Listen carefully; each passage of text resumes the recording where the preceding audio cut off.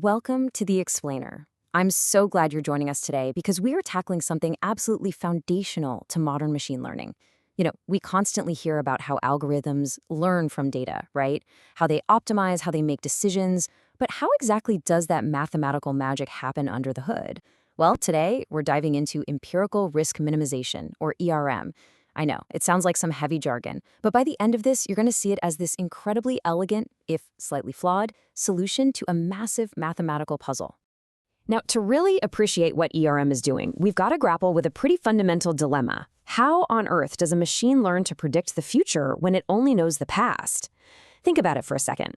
An algorithm is literally trapped inside the historical data we hand it. It doesn't have a crystal ball. It can't survey the entire universe of possibilities. It just has this limited, finite sample of past examples. And yet, we expect it to correctly classify unseen images, predict tomorrow's stock market, or drive a car on a road it's literally never been on. Bridging that huge gap between limited past data and infinite future possibilities, that is the core challenge of statistical learning theory. So to figure out how we cross that gap, we're going to navigate through 4 quick steps today. First, the machine learning dilemma. Second, empirical risk minimization explained. Third, the danger of overfitting.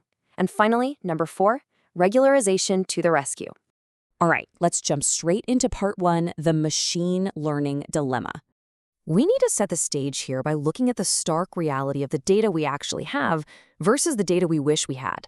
The harsh truth in machine learning is that our absolute ultimate goal is to minimize what we call the expected risk. This is the true error rate of our model over the entire infinite population of all possible data points. It's measured against the true joint probability distribution of the data. But there's a massive catch. We literally don't know the true data distribution. It's entirely unknown to us. We can't measure expected risk directly because we just don't have access to the whole world of data. We only have our specific little data set. So, mathematically speaking, computing the perfect true error is actually impossible. Actually, think of it this way. Imagine expected risk is the final exam. It represents the unseen, real-world data that your algorithm is eventually going to be tested on. But since you can't sneak a peek at the final exam in advance, you have to rely on empirical risk. Empirical risk is your practice test. It's the data you actually have on hand to study with. Obviously, we desperately want to score well on the final exam, but the only thing we actually have control over right now is how well we do on the practice test. Which brings us perfectly to part 2, empirical risk minimization explained. So, since we can't measure the true risk of the entire universe, what do data scientists practically do? Well, here is the absolutely crucial takeaway. Empirical risk minimization, or ERM, is a learning principle that aims to minimize the average loss on the training data. Let me actually say that one more time because it's the whole focus of our explainer today. ERM is a learning principle that aims to minimize the average loss on the training data. Since we can't measure the whole population, we just calculate our expected error purely over the training sample we were actually given.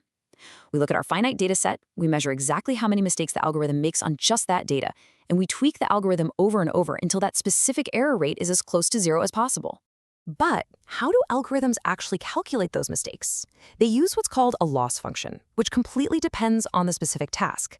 Say we're doing a classification task, like predicting whether a medical scan shows benign or malignant cells. We generally use a 0-1 loss. This just calculates the fraction of outright mistakes. Simply put, was it right or was it wrong? On the flip side, if we're doing regression, like forecasting the exact future dollar value of a house, we use a least squares loss. This penalizes the algorithm based on how far off its numerical prediction was from the true value, by squaring that difference. So by applying ERM, we're basically commanding the algorithm to find the exact parameters that result in the absolute lowest possible score on these loss functions. Now, you might be wondering, why on earth do we trust that getting a great score on the practice test will magically translate to a good score in the real world? Well, it relies on a couple of mathematical leaps of faith. First up, ERM assumes our training data is IID, independent and identically distributed. That's a fancy way of saying the practice data we collected statistically resembles the real-world data we're going to encounter later. Second, it relies heavily on the law of large numbers. If we have a massive amount of this IID data, statistical learning theory assures us that the empirical risk will asymptotically converge to the expected risk. Basically, if your practice test is long enough and representative enough, acing it means you'll probably ace the final exam. But, and this is a massive but, it really doesn't always work out that cleanly. And that leads us to part 3, the danger of overfitting. There's actually a striking warning in our source material on learning theory that hits the nail on the head.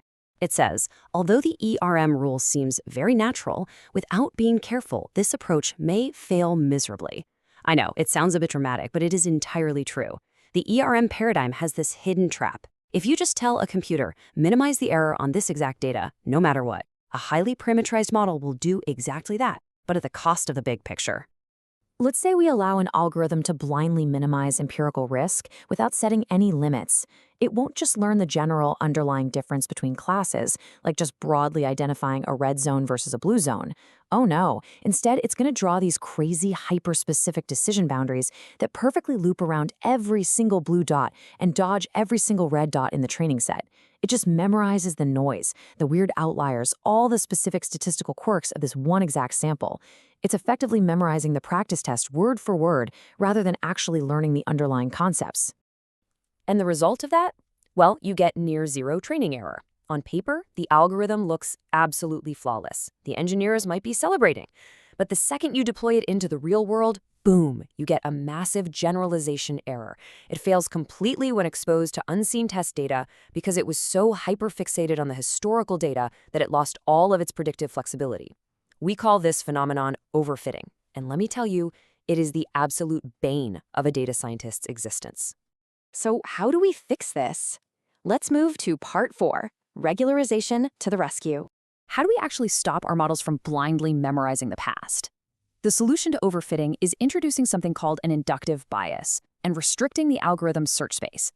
Instead of letting the algorithm search through every conceivable, infinitely complex mathematical function out there just to perfectly fit the data, we force it to look only within a restricted hypothesis class. For example, we might tell it, hey, you can only use straight lines, or you can only use smooth, low-degree curves. By artificially limiting the model's flexibility before it even looks at the data, we're basically forcing it to look for simpler, broader patterns instead of falling back on complex, brittle memorization. And this brings us to a major upgrade over standard ERM called regularized loss minimization, or RLM. RLM doesn't just minimize the empirical risk, it jointly minimizes the empirical risk and a regularization penalty. This penalty actively tracks and measures just how complex the hypothesis is becoming. If the algorithm starts drawing highly irregular, crazy, volatile functions just to capture every single outlier, the penalty shoots straight up and it ruins the model's score. It really is the ultimate mathematical balancing act. You're telling the model, fit the training data as best as you can, but the absolute second you get too complex, you're getting penalized. It's essentially an algorithmic version of Occam's razor, the idea that the simplest solution is usually the best one. Okay, to bring this all together, here is the concrete machine learning pipeline you should absolutely take away from this explainer. Step 1, you pick a hypothesis class, essentially laying down the ground rules for how flexible your model is allowed to be. Step 2, you choose a loss function, like 0-1 loss or least squares, to rigorously define how its mistakes are going to be measured. Step 3, you apply empirical risk minimization to find the exact parameters that score best on your specific training data. And finally, step 4, you apply regularization to make sure the model stays simple and doesn't fall into the fatal trap of overfitting. We have definitely covered a lot of ground today, all the way from the foundational ideas of ERM to the clever nuances of regularization. But as we wrap up, I want to leave you with this final, kind of provocative thought. If our algorithms fundamentally only learn to minimize risk based on the limits, the statistical noise, and the very specific scope of the historical data we feed them, what exactly does that mean for the future they're predicting for us? At the end of the day, an algorithm is truly only as robust as its training data. When we rely on empirical risk minimization, we are mathematically anchoring our automated future straight to our recorded past. It's an incredibly powerful tool for sure, but it's one that requires immense care, rigorous validation, and a really deep understanding of exactly what we're asking the machine to learn. Keep that in mind the next time you see an AI making a bold prediction. Thanks so much for joining me for this explainer, and keep learning.